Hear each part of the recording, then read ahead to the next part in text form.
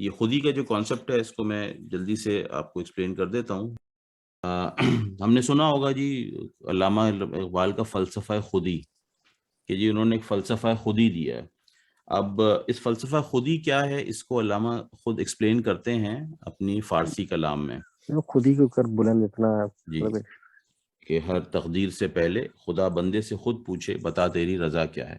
اب ہمارے ہیں کیونکہ یہ علامہ کی شاعری سے ویسے ہی ایک بیریئر کیا گیا کہ جی یہ تو بڑی مشکل ہے، بڑی مشکل ہے. جس سے بھی آپ پوچھیں گے وہ یہ کہے گا اوہ علامہ اقبال کی شاعری تو بڑی مشکل ہے. وہ اس لیے کہ ہم جھمکے ٹھمکے والی شاعری میں زیادہ لگ گئے نا، تو اس لیے پھر یہ چیزیں تو یہ کانسیپٹ جو ہیں وہ ایک شاعر ہیں خود بھی، یوٹیوب پہ ان کا مل بھی جاتا ہے، احمد جاوید صاحب. تو وہ جب علامہ کو ایکسپلین کرتے ہیں تو وہ کہتے ہیں کہ علامہ اقبال کا معاملہ یہ ہے کہ ان کی شاعری کو سمجھنے کے لیے آپ یہ نہ ایکسپیکٹ کریں کہ ظاہر ہے بڑے شاعر ہیں اور بہت اونچے شعراء میں ان کا ذکر ہوتا ہے، تو آپ یہ نہ ایکسپیکٹ کریں کہ علامہ اقبال اپنی ٹانگیں کاٹ کے آپ کے لیول پر آئیں. آپ کو اپنے آپ کو اونچا کرنا ہوگا ان اشعار کو سمجھنے کے لیے. یا دوسرا وہ ایک اور مثال اس کی دیتے تھے کہ آپ نے دیکھا ہوگا یہ برف پوش پہاڑ ہوتے ہیں، کوئی ہمالیہ ہے یا اور جو بڑے برف پوش پہاڑ ہوتے ہیں، تو اس پہ برف رکھی ہوتی ہے. مجھے اگر وہ برف چاہیے ہے تو مجھے اس پہاڑ تک جانے کی کوشش کرنی چاہیے یا اس پہ کلائم کرنے کی کوشش کرنی چاہیے. اس کے لیے مجھے وہ ٹولز لینے پڑیں گے جو مجھے ہیلپ کریں گے اس جگہ تک جانے میں. یہ برف وہ نہیں ہے جو میں اپنا فریزر کھول کے برف نکال لوں.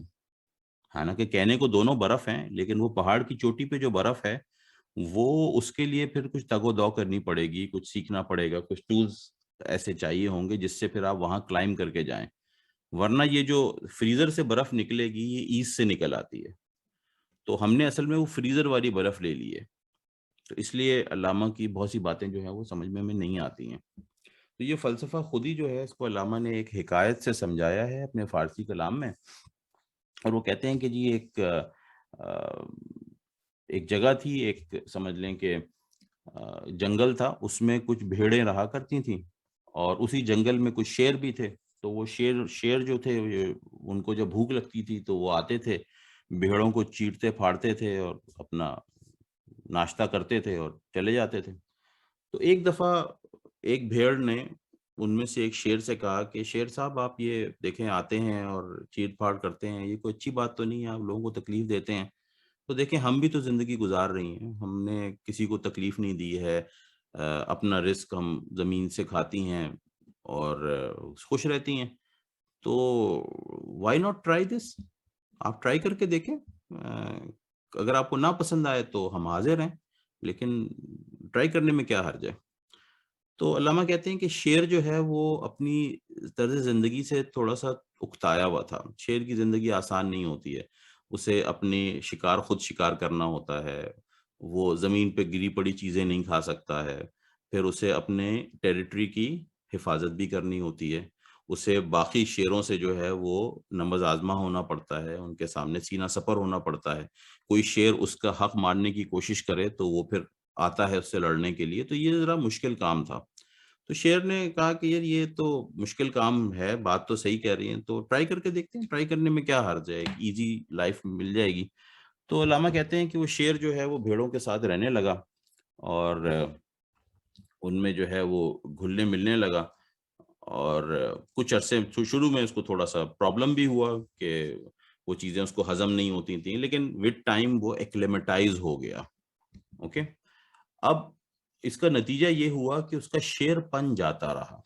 اب اس کی آنکھوں میں وہ ہیبت نہ رہی، اس کے پنجوں میں وہ تیزی نہ رہی، دھاڑنا بھی بھول گیا. شیر کی دھاڑ آپ کو پتہ ہے کہ ویسی خون خشک کر دیتی ہے. تو اب بکریاں جہاں پہ وہ جو بھیڑیں تھیں وہ جہاں پہ ممیاتی تھیں، شیر بھی جا کے میں کرتا تھا، ممیاتا تھا وہاں پہ. وہ جہاں پہ اٹکھیلیاں مارتی تھیں تو شیر صاحب بھی وہاں پہ پھدکتے تھے. اور اسی طرح سے وہ جہاں پہ وہ گھاس واس کھاتی تھیں یہ بھی وہیں جا کے منہ مارتے تھے. تو علامہ کہتے ہیں کہ کچھ عرصے بعد وہ دیکھنے میں تو شیر تھا لیکن اصل میں کیا بن گیا تھا؟ بھیڑ بن گیا تھا. ٹھیک ہے جی.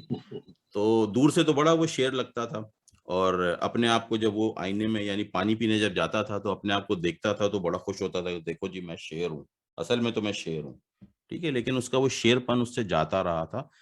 اب علامہ کہتے ہیں کہ اس سے انہوں نے وہ نکالا ہے کہ ہر چیز کی ایک اصل ہوتی ہے جس پہ اللہ تعالیٰ نے اسے بنایا ہے، اور وہ اگر اپنی اصل کو، اپنی اس مقام کو پہچانتی ہے تو اس مقام کو جب تک وہ اسے پہچانتی ہے وہ اس کی نمود کرتی ہے، اس کو دوسروں کو بھی دکھاتی ہے۔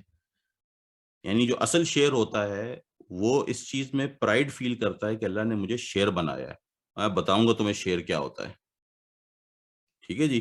لیکن جو بھیڑ بن گیا ہوتا ہے اس کے اندر وہ کانسیپٹ نہیں ہوتا ہے، وہ سمجھتا ہے کہ یار یہ جیسے یہ ساری بھیڑیں ہیں تو میں بھی بھیڑ ہوں ایک، میں بھی یوں ممیار رہا ہوں، میں بھی وہی چیزیں کر رہا ہوں جو سارے کر رہے ہیں۔ تو علامہ کہتے ہیں کہ ہر چیز کی ایک اصل ہوتی ہے، اور یہ صرف جاندار چیزوں کا معاملہ نہیں ہے، ان اینیمیٹ آبجیکٹس کا بھی معاملہ ہے۔ دیکھیں ایک تلوار ہے، تلوار کی اصل کیا ہے جس پہ اسے بنایا گیا ہے کہ وہ تیز ہوتی ہے، اسٹرانگ ہوتی ہے، جب وقت پڑتا ہے تو کام آتی ہے۔ اب اسی طرح کی ایک آپ پلاسٹک کی تلوار بنائیں، دیکھنے میں تو وہ جیسے بچوں کی ہوتی ہے کھلونے کی، آپ نے دیکھا ہوگا، تو دیکھنے میں تو دور سے وہ تلوار لگتی ہے، یعنی دو تلواریں آپ ایک صحیح والی رکھیں اور ایک وہ پلاسٹک والی رکھیں تو شاید دور سے آپ اس کو پہچان نہ سکیں، کہ سرسری اس پہ آپ نہ پہچان سکیں، لیکن جب ایکچوئل یوز آئے گا تلوار کا تو آپ کون سی والی لے کے جنگ میں جائیں گے؟ ریل یوز کریں گے ریل والی ڈیفینیٹلی۔ لے کے جائیں گے نا، پلاسٹک والی لے کے جائیں گے تو وہ کام نہیں کرے گی، تو وہ اس کی اصل نہیں تھی جس پہ اس کو بنایا گیا تھا۔ اب پرابلم یہ آتا ہے کہ جی ایک شیر اصل کیسا ہوتا ہے یہ تو ہم نے دیکھ لیا، ایک سانپ، ایک تلوار اور بھی جو چیزیں جو بنائی گئی ہیں، ایک پہاڑ کی اصل کیا ہوتی ہے وہ ہم نے دیکھ لیا۔ پرابلم یہ آتا ہے کہ جی حضرت انسان کی کیا اصل ہے؟ اور جس زمانے میں علامہ یورپ گئے تھے اور تھا تو یہ بڑا ایک بہت بڑا ایک مسئلہ چل رہا تھا کہ جی what is a real human being, what is a real, who is a real human being, who is a real man. اس میں مختلف فلسفے چل رہے تھے۔ نیچے کا جو فلسفہ تھا، فریڈرک نیچے کا، وہ فلسفہ یہ تھا کہ جی اصل جو انسان ہوتا ہے وہ اوبر مینچ ہوتا ہے، سپر مین ہوتا ہے، اس کی فزیکل بیوٹی بھی ہوتی ہے، اس کی بلانڈ ہیئرڈ، بلو آئیڈ ہوتا ہے، اور لمبا چوڑا جو ہے، جو یہ جو ہٹلر کی تھرڈ رائٹ کا جو فلسفی تھی وہ نیچے کی فلسفی تھی کہ جی ہم اوبر مینچ بنا رہے ہیں۔ یہی وجہ ہے کہ اس نے، ہٹلر نے جو ہے وہ باقاعدہ اس طرح کے کیمپس بنائے تھے جہاں وہ پورے جرمنی میں سے خوبصورت خواتین کو لاتا تھا، اور پھر جو اپنے صحیح تگڑے والے جو جرمن سولجرز ہوتے تھے ان کو وہاں بھیجتا تھا، اور وہ اختلاط کرتے تھے ان خواتین کے ساتھ، اور کانسیپٹ یہ تھا کہ جی اس سے ہم ایک سپیریئر جرمن ریس بنا رہے ہیں، ٹھیک ہے۔ تو ان کے یہاں یہ کانسیپٹ تھا کہ وہ جو فریڈرک نیچے کا جو کانسیپٹ تھا کہ اوبر مینچ جو ہے، جو اس طرح کی فزیکل پاورس رکھتا ہے، لمبا چوڑا اس طرح کا ہوتا ہے، تو وہ ہے اصل انسان۔ کارل مارکس کا فلسفہ یہ تھا کہ نہیں، اصل انسان وہ ہے جو جتنا مال کما سکے، جتنا پیسہ کما سکے، اور جتنا فائنینشلی جتنا اسٹرانگ ہو وہ ہے۔ کسی نے اور وہ کیا کہ نہیں جی، ایڈلر کا فلسفہ یہ تھا کہ نہیں، ارج ٹو ڈومینیٹ، جو دوسروں پہ ڈومینیٹ کر جائے وہ ہے اصل اس کی اصل یہ ہے کہ وہ دبتا وبتا کسی نہیں، وہ اپنی بات منواتا ہے، اپنا اس کے اندر ایک ارج ہوتی ہے ڈومینیٹ کرنے کی۔ اس طرح کے مختلف فلسفے آ رہے تھے۔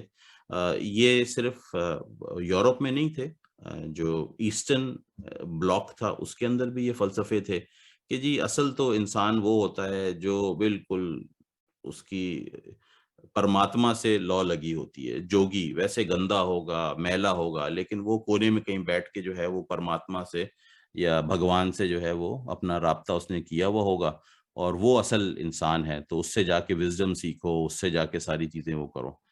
علامہ کا خاص معاملہ یہ ہے کہ انہوں نے اس مسئلے کو قرآن اور سنت کی اینک سے دیکھا ہے، اور وہ اس نتیجے پہ پہنچے ہیں کہ اگر تمہیں اصلی انسان دیکھنا ہے تو یہ فریڈرک نیچے اور یہ سب ان لوگوں کا نہیں ہے، تمہیں دیکھنا پڑے گا انبیاء کرام کی طرف۔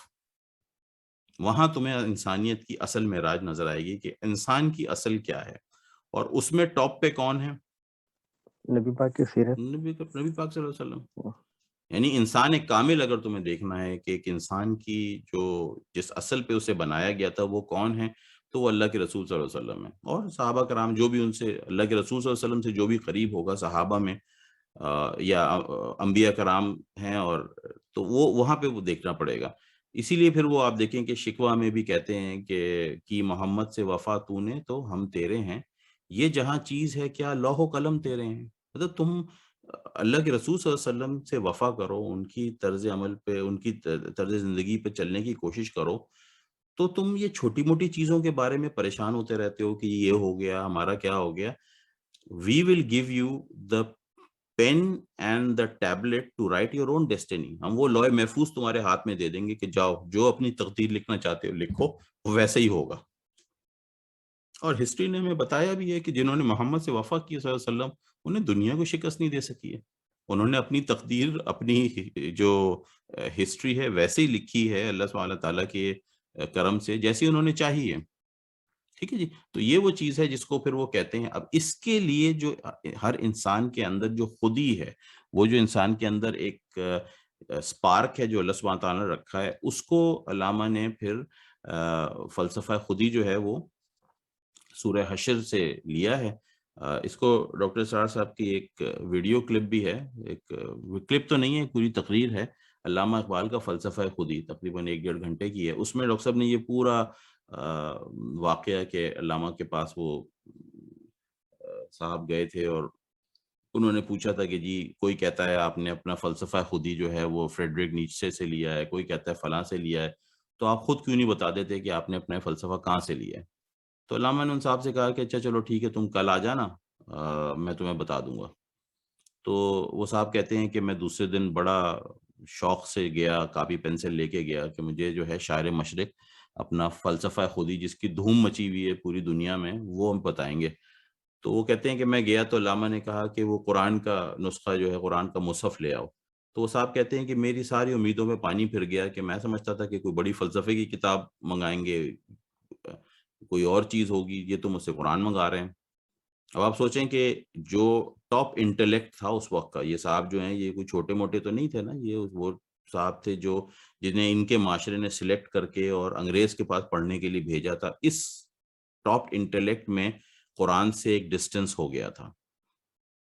آج ہمیں اسی کی بازگشت نظر آتی ہے نا، ہم یہاں بیٹھے ہوئے ہیں، وہ اسی وجہ سے ایک اس کے اندر ہے کہ ایک بڑی پش ہے، کوئی 150 سال 200 سال کی پش ہے کہ جی میرا بچہ بڑا آدمی بنے گا، میرا بچہ بڑا آدمی بنے گا. تو بڑا آدمی بنتے بنتے ہم یہاں پہ آ گئے ہیں، لیکن قرآن سے نہیں جوڑا گیا ہے. سوچیں نا کہ میں آپ ہم اس وقت آ کے، اس عمر کے حصے میں آ کے قرآن سے جوڑنے کی کوشش کر رہے ہیں. اگر یہ کوشش جو ہے وہ 250 سال پہلے ہو گئی ہوتی تو آج میں اور آپ زیادہ قرآن سے جڑے ہوئے ہوتے کہ نہیں؟ کیا خیال ہے؟ ٹھیک ہے جی. تو یہ وہ تو خیر انہوں نے کہا کہ قرآن مجید لے آؤ، تو قرآن مجید لے آئے. پھر انہوں نے سورہ حشر کی وہ آیت جو ہے جس کا میں نے ذکر کیا تھا کہ اللہ سبحانہ تعالیٰ کہتے ہیں کہ جب انہوں نے مجھے بلا دیا تو میں نے انہیں اپنا آپ بلا دیا. تو علامہ کہتے ہیں کہ جب ان کی کانسیپٹ یہ تھا کہ اپنا آپ کون سا ہوتا ہے، ہر شخص اپنی جان سے، جسم سے تو نہیں غافل ہوتا ہے.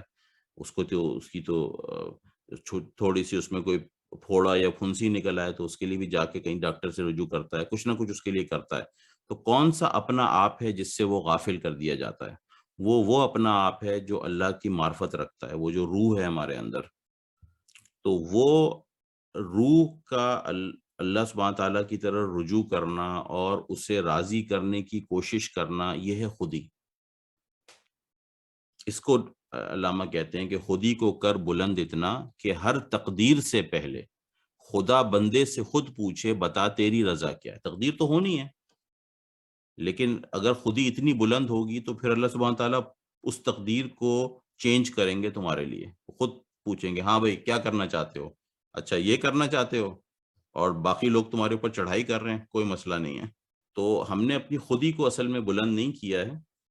علامہ کی ایک نظم ہے جس میں وہ کہتے ہیں اپنی خودی پہچان او غافل Afghan, guess what that's exactly what they did. تیری بے علمی نے رکھ لی بے علموں کی لاج، عالم فاضل بیچ رہے ہیں اپنا دین ایمان، اپنی خودی پہچان او غافل افغان. تو یہ وہ چیز ہے جس کی طرف علامہ نے پوائنٹ کیا ہے. تو یہ ان کا فلسفہ خودی ہے.